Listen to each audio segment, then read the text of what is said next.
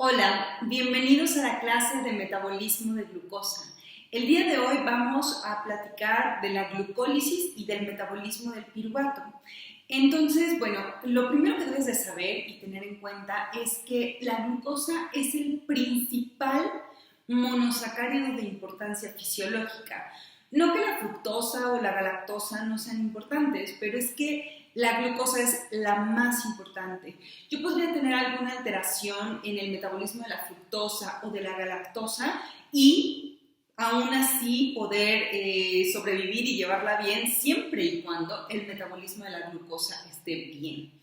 Es crucial para prácticamente todas las células el metabolismo de este monosacárido, pero tenemos sobre todo una célula importantísima que no sabe hacer otra cosa más que utilizar glucosa para su metabolismo energético y prácticamente todas sus vías metabólicas. Estoy hablando del eritrocito y simplemente por esta célula debemos entender que no existe la vida si no se lleva a cabo correctamente el metabolismo de la glucosa. Nosotros ingerimos glucosa de muchas formas en la dieta, formando homopolisacáridos, como por ejemplo en el almidón. Podemos consumirlo también como un homopolisacárido de glucosa de origen animal, por ejemplo el glucógeno. Podemos consumirlo junto con otros monosacáridos, formando la sacarosa. En absolutamente todo lo dulce que pruebes, ahí está la glucosa, las frutas, la miel.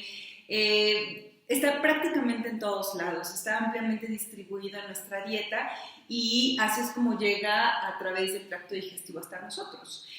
Nosotros contamos con diferentes puntos de digestión para poder obtener glucosa libre. Por lo tanto, nuestro esquema el día de hoy va a partir asumiendo que ya sabes cómo llegan estos monosacáridos, no nada más a el borde del cepillo y que es SGLT1 quien lo deja pasar, este cotransportador de sodio, que sale del enterocito a través de GLUT2, que va a viajar a través de la sangre hacia el hígado y tejidos extrahepáticos y que su concentración en plasma es importantísima.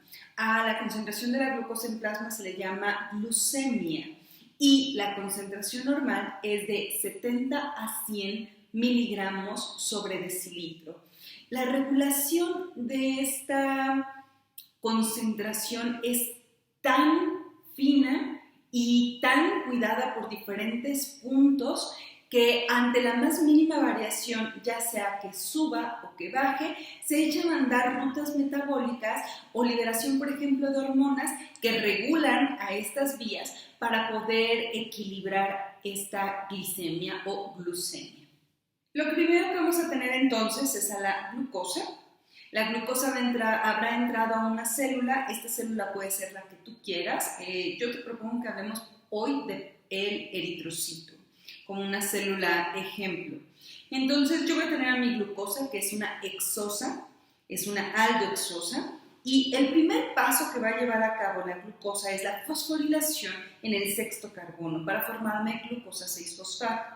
Esta glucosa 6-fosfato, entonces, que estoy representándote aquí como está pues fosforilada en su sexto carbono, lo hizo una enzima llamada hexocinasa, y si es una cinasa, pues lo hizo con un ATP. Entra un ATP, sale en forma de ADP, porque de algún lado tengo que sacar este fosfato.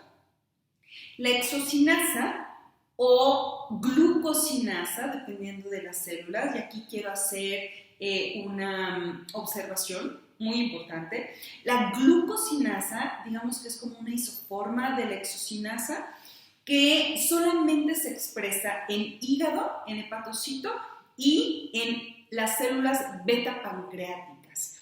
Y esta glucosinasa va a hacer exactamente lo mismo que la hexocinasa, fosforilar en el sexto carbono, pero tiene una característica muy especial. Esta característica es que no se inhibe por producto. ¿Qué significa esto? La hexocinasa, que lleva de glucosa a glucosa 6-fosfato, pues es muy parecida a las hexocinasas que explicamos para metabolismo de galactosa y de fructosa. Cuando hay demasiada glucosa 6-fosfato, pues simplemente la exocinasa se inhibe. Y de esta manera, pues digamos que es un mecanismo de protección para que no se acumule demasiada glucosa 6-fosfato. Esto es bueno para la célula. Pero justo el hepatocito y la célula beta pancreática inteligentemente no tienen exocinasa, expresan una forma diferente de esta enzima que se llama glucosinasa. Y esta glucosinasa lo que tiene de especial es que no se inhibe por producto, es decir, no importa cuánta glucosa 6-fosfato tenga, la glucosinasa va a seguir fosforilando siempre y cuando esté entrando glucosa a la célula. ¿Por qué? Justamente estas dos células, estos dos órganos, tienen puntos importantísimos, por ejemplo el hepatocito, rutas muy importantes de metabolismo que se deben echar a andar para regular la concentración de glucosa en sangre. Por ejemplo, si tengo demasiada glucosa, tú sabes que una vez que cubro requerimientos energéticos, pues entonces yo activo glucogénesis, es decir, formación de glucógeno. Ya me llené de glucógeno, ¿qué activo? Pues entonces ahora hago ácidos grasos, hago lipogénesis. Y para esto, pues yo necesito seguir teniendo a la glucosa dentro de estas vías. Y aparte que cuando un monosacárido entra a la célula, lo primero que tiene que hacer es fosforilarse, porque de esta manera va a ingresar a alguna ruta metabólica. ¿Por qué la beta pancreática también tiene glucosinasa? Pues porque resulta que la célula beta pancreática es la encargada de la biosíntesis y secreción de insulina. La insulina regula todo el metabolismo de la glucosa, es decir, ella va a estar regulando positivo o negativamente diferentes vías y rutas metabólicas en diferentes tejidos. Por eso es que es tan importante que la célula beta pancreática siga aceptando no solo la entrada de glucosa, sino metiéndola a glucólisis, porque resulta que, como vamos a estudiar en las siguientes clases, se requiere de la presencia, una gran presencia de ATP en la beta pancreática para que se secrete insulina. Entonces, digamos que aquí el mensaje de la beta pancreática es: si sigo teniendo glucosa, quiere decir que necesito más insulina. No yo beta pancreática, sino el cuerpo, el resto de los tejidos y las células. Entonces, pues curiosamente, estos dos tejidos no tienen exocinasa, sino tienen glucosinasa. Importantísimo que lo recuerdes. Y entonces, esta glucosa 6-fosfato, lo que va a suceder es que va a convertirse en fructosa 6-fosfato. Y la enzima que cataliza esta reacción se llama fosfoglucosa isomerasa. Forma parte de la vía de interconversión de exosas. Entonces yo tengo esta fructosa 6-fosfato que esta isomerasa lo que hace es cambiarme un aldehído o una aldosa por una cetosa. Y esta fructosa 6-fosfato va a dar lugar al siguiente metabolito, que es la fructosa 1,6-bifosfato. Esta es una reacción que ocurre de manera unidireccional. Y esta vez, en cuanto al estudio de la glucólisis, más que enfocarte en aprenderte absolutamente todas las enzimas de memoria, esta vez quiero que pongas especial atención a cuáles son las reacciones reversibles y cuáles son las irreversibles. Resulta que justo esta es irreversible. Ya te lo explicaba en la clase de metabolismo de fructosa, en donde aparece también esta reacción y aparece la enzima que la cataliza. Obviamente, para fosforilar en el primer carbono necesito un ATP para pegarle este carbono ahí, y la enzima que lo hace es la fosfofructosinasa 1. Muy importante esta reacción, que ocurre solamente en este sentido. Yo voy a necesitar otra enzima para poder regresar de fructosa 1,6 a fructosa 6. Entonces, una vez que yo tengo esta fructosa 1,6 que está fosfatada en ambos extremos, la voy a dividir a la mitad y entonces voy a tener dos triosas. Esta reacción, como tú ya sabes, está catalizada por la aldolasa A, y esta reacción me va a dar como productos dihidroxiacetona-fosfato y gliceraldehído 3-fosfato, que para aquellos que son supervisuales estoy esquematizándote literal con bolitas y palitos. Entonces yo puedo simplemente utilizar una triosa fosfato isomerasa para entonces convertirla en glicerol de hilo 3-fosfato. Tú ya sabes que a partir de aquí todas las reacciones pues, son por duplicado, ¿sale? Entonces yo tengo a mi glicerol de hilo 3-fosfato y lo que voy a hacer es llevarlo a 1,3-difosfoglicerato. Este 1,3-fosfoglicerato para formarse requiere de una molécula de nicotinamida, NAD oxidado, y me va a dar como producto un NAD reducido y además voy a necesitar obviamente un fosfato inorgánico. De ahí es de donde vuelvo a fosforilar, porque necesito dos sitios de fosforilación, en el carbono 1 y en el carbono 3. Y la enzima que hace esto es glicerol de hilo 3-fosfato deshidrogenasa. La siguiente reacción es pasar de 1,3-fosfoglicerato a 3-fosfoglicerato, es decir, tengo que quitar un fosfato. Y esta es la primera reacción que me genera un ATP. Entonces entra un ADP y sale un adenosin-trifosfato. La enzima que cataliza esta reacción se llama fosfoglicerato sinasa. La siguiente reacción me va a llevar de 3-fosfoglicerato a 2-fosfoglicerato. Y la reacción va a estar catalizada por la enzima llamada fosfoglicerato mutasa. La siguiente reacción me va a llevar a fosfoenolpiruvato. Este fosfoenolpiruvato, manténlo también en mente, lo vamos a retomar en las siguientes clases, se forma gracias a una enolasa y durante esta reacción existe la salida de una molécula de agua.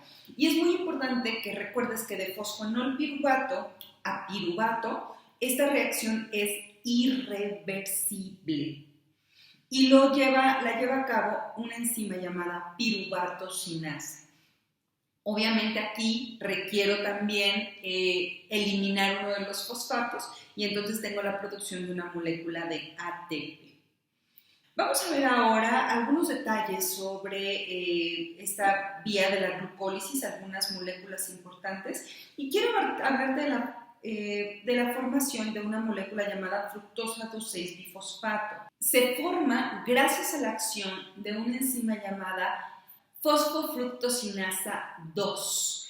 Esta fosfofructosinasa 2, pues en lugar de agarrar la fructosa 6-fosfato para convertirle en fructosa 1,6 como la fosfofructosinasa 1, lo que hace es pegarle pegarle el fosfato en el carbono 2 y entonces genero esta molécula. Esta molécula de fructosa 2,6-bifosfato además puede regresar a fructosa 6-fosfato y entonces, pues gracias a la fosfofructosinasa 1, regresar o retomar la vía glucolítica. Pero resulta de especial importancia porque esta molécula es reguladora. Hoy quiero que te quedes con esta idea muy clara. Esta fructosa 2,6-bifosfato estimula o activa a la fosfofructosinasa 1. Eso quiere decir que activa a la glucólisis, estimula que esta vía se mantenga súper activa. Otro punto importante de la glucólisis se da justamente en los eritrocitos, que en este punto del 1,3-fosfoglicerato yo puedo formar 2,3-fosfoglicerato gracias a una mutasa y luego pasar de 2,3-fosfoglicerato a 3-fosfoglicerato. Esto quiere decir que puedo retomar la vía de la glucólisis. ¿Por qué es importante esta molécula? Porque resulta que en el eritrocito esta molécula permite la disminución de la afinidad del oxígeno por la hemoglobina. Y esto es importantísimo cuando estés hablando en fisiología, pero también vas a hablar de esto en tus cursos de urgencias, en todos lados. Es importantísimo para la curva de disociación de la hemoglobina. La hemoglobina y el oxígeno se unen con fuerza, son muy afines, pero se requiere algo para que esta hemoglobina suelte al oxígeno y entonces se puede llevar a cabo el intercambio gaseoso a nivel tisular. Ahora vamos a centrarnos en el piruvato. Si bien tú sabes, el piruvato puede tomar la vía anaerobia y darnos lactato. Vamos a hablar primero de qué sucede cuando en aquellas células que tienen mitocondria y que hacen glucólisis aerobia. Bueno, este piruvato va a entrar a la mitocondria y nos va a generar acetilcoenzima A. Esto lo hace gracias a un complejo enzimático llamado piruvato deshidrogenasa. Este complejo enzimático, dentro de las cosas más importantes, es que requiere tiamina para poder estar activo. Esta tiamina pues, es una vitamina del complejo B, es la vitamina B1, y en esta reacción se requiere FAB-INAD oxidado y una molécula de coenzima A, dando como productos NAD reducido y una molécula de dióxido de carbono. Así es como yo produzco acetilcoenzima A. Esta acetilcoenzima A entonces va a poder unirse al ciclo de Krebs para poder generar de 30 a 32 ATPs más. Entonces esto es muy bueno en cuanto a metabolismo energético. Pero todos sabemos que en condiciones anaerobias este piruvato me va a generar lactato. Y esta reacción está catalizada por la enzima lactato deshidrogenasa. Este es un proceso de fermentación y va a requerir de una molécula de NAD reducido y me va a generar una de NAD oxidado. Esta lactato deshidrogenasa será entonces la encargada de darme este metabolito en el eritrocito, que era la célula que teníamos como ejemplo, pues esta es la única ruta para obtención de energía, el lactato.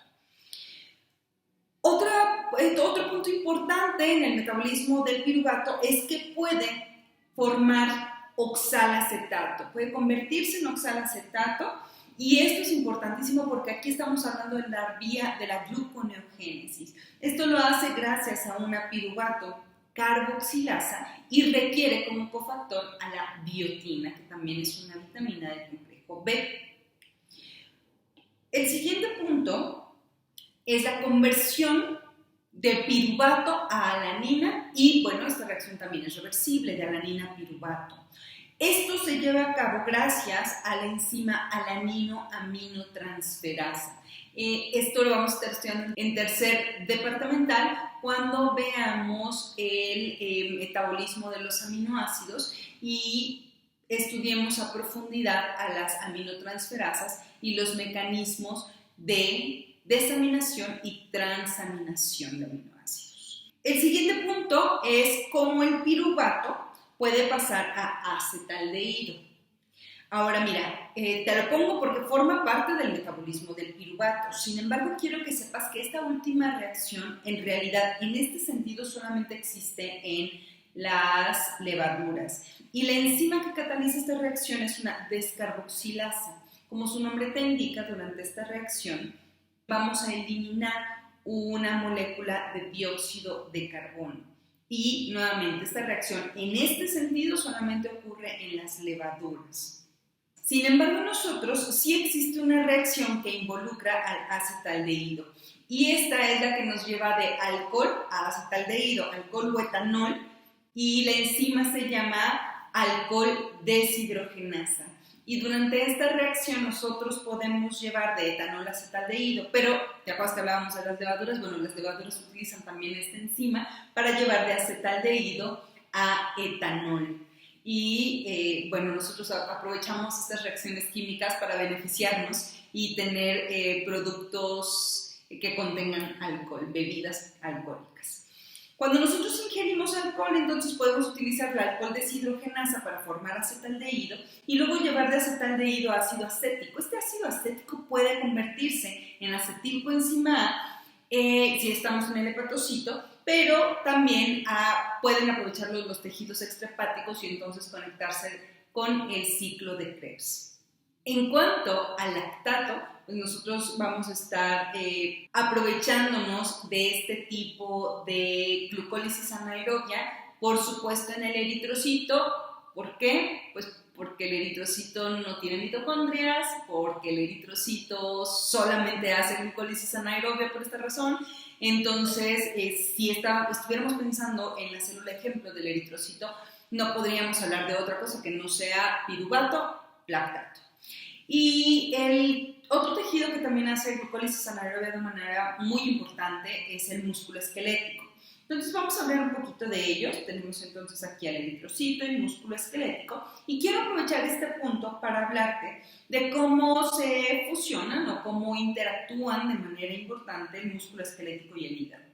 Cuando el músculo esquelético entra glucosa y hacemos glucólisis, está lactato. Este lactato puede salir a circulación sistémica, ser llevado al hígado y de lactato regresarlo a piruvato y de piruvato a glucosa a través de la vía de gluconeogénesis. Y esta glucosa podría salir libre al sistema, a circulación sistémica, y regresar a músculo esquelético. Este ciclo se llama ciclo de Cori y es de los más elementales. Aproveché esto para poder recordártelo. Y dentro de las cosas más importantes del metabolismo de la glucosa, sobre todo el músculo esquelético, cuando hablamos de ejercicio, pues es que utiliza un proceso alterno de reoxidación de NAD reducido a NAD oxidado.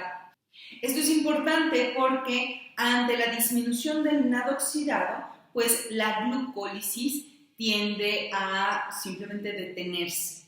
Lo que vamos a analizar ahora son las alteraciones en el metabolismo del piruvato. Resulta que, por ejemplo, si yo tuviera una deficiencia en la piruvatocinasa, que es la enzima que me lleva de fosfonol piruvato a piruvato, yo podría en verdad manifestar una enfermedad importante como la anemia hemolítica. Veamos, esta enfermedad es autosómica recesiva, el gen afectado es el PKLR y se encuentra en el brazo largo del cromosoma 1 en la banda 22. El cuadro clínico característico es una anemia hemolítica no esferocítica. El siguiente punto en el que puede estar afectado el metabolismo, bueno, en realidad el metabolismo de la glucosa, pero sobre todo aquí en esta encrucijada del piruvato, es el complejo piruvato deshidrogenasa.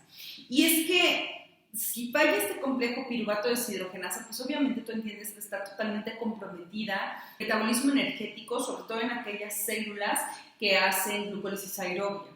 Entonces, no habrá acetilcoenzima A, porque pues piruvato deshidrogenasa es lo que hace, llevarme de piruvato a acetilcoenzima A. Y esto va a tener una gran implicación sobre todo en cerebro. En cerebro vamos a tener una disminución de acetilcolina. Este neurotransmisor importantísimo va a provocarme muchos de los síntomas. Entonces vamos a empezar diciendo que obviamente este individuo tendría una disminución en el desarrollo y el crecimiento. Estaríamos hablando, sería una deficiencia genética y se estaría presentando desde el inicio de la vida. La disminución además de acetilcolina me va a llevar a ciertos datos neurológicos, como por ejemplo disminución en el tono muscular, ataxia, convulsiones, y esto representa el cuadro clínico, digamos, a largo plazo crónico. Sin embargo, cuando este individuo presente cierto grado de estrés metabólico, y con esto me refiero a aumento o incremento en los requerimientos energéticos, probablemente por una enfermedad, una infección, entonces no va a tener manera de obtener toda la energía que necesita.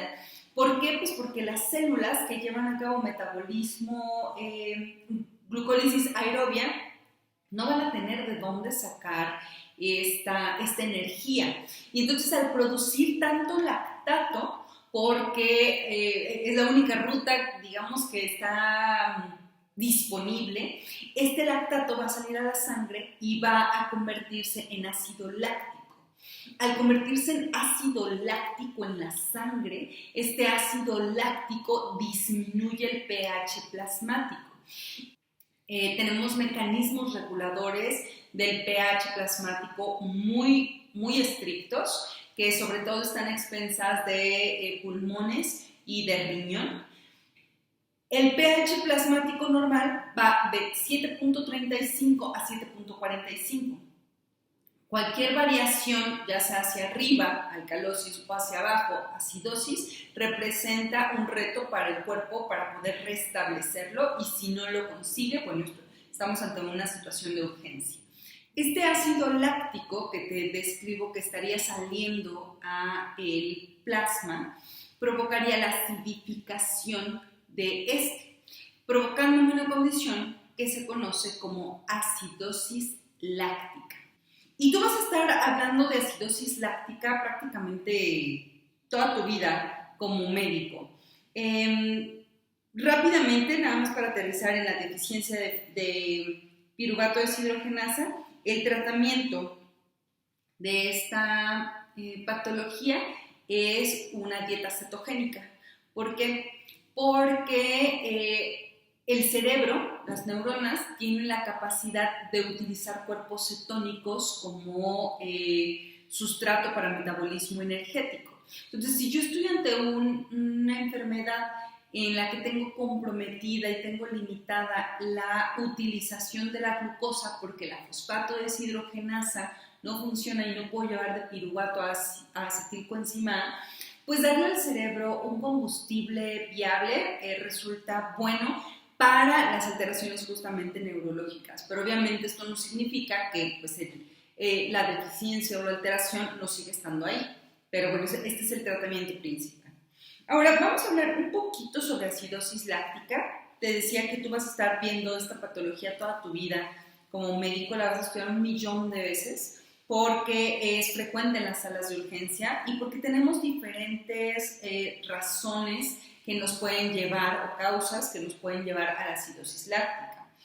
Quiero ponerte en contexto. Mira, sin profundizar demasiado, existen diferentes tipos. 2 tipos de acidosis láctica, tipo A y tipo B. La tipo A tiene que ver con hipoperfusión, es decir, en un estado, por ejemplo, de shock o hipovolémico, es decir, tengo poca sangre y entonces tengo hipoxia, tengo hipoperfusión, no tengo suficiente sangre y por lo tanto no tengo suficiente oxígeno para mis tejidos, entonces empiezo a hacer glucólisis anaerobia como loco y lo que sucede es que este ácido láctico va a salir a la sangre y lo que te expliqué.